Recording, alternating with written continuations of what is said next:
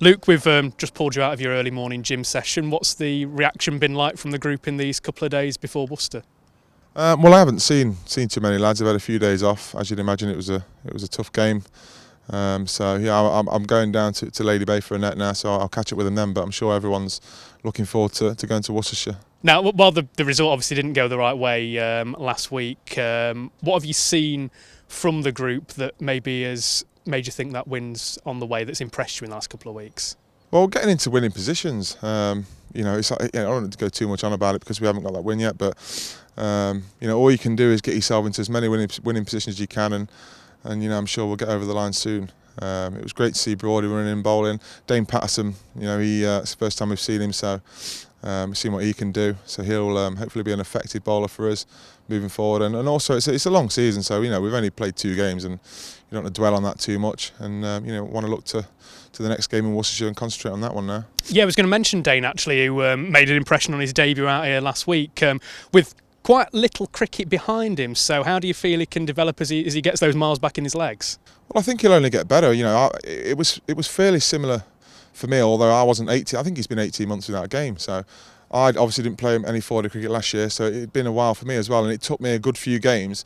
I was lucky that I had the warm-up games to get sort of through that rustiness, to get going again, to get sort of match fitness, getting used to the intensity of playing a game. So I think from Dane's point of view, I think he's only going to get better. He'll find more rhythm with his bowling. He's one of them sort of old school players really that needs to keep bowling. I think similar to myself, the more bowling we do, the better it is for our body and the better it is for our rhythm as well. So I think Dane will keep getting better. What is it that you need actually after a layoff like that? Is it the overs in the legs that is the main thing?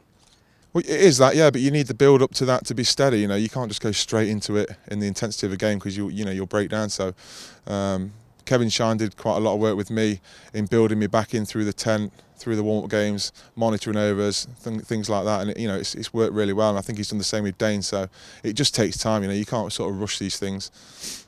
We saw in Dane's celebrations over the last few days, and with Stuart and Stephen and everybody out there, just what it means to this side to take those wickets and to try and move towards success in the red ball form. Is that something that you feel coming out of the dressing room? Oh yeah, exactly. Yeah. I mean, for people watching on the live stream, and I think people have their opinions, and you do see them on social media. But yeah, I mean, from my perspective of being in and around the lads the whole winter and being in the dressing room, everyone's desperate to get over the line, and it hurts. It's gutting having what happened on day 4. With not getting over the line against Warwickshire, it hurts everyone. So it's hard to take, but you can't dwell on these things. You got to crack on and dust yourself off and get ready for the next game, and that's what I think the lads will do.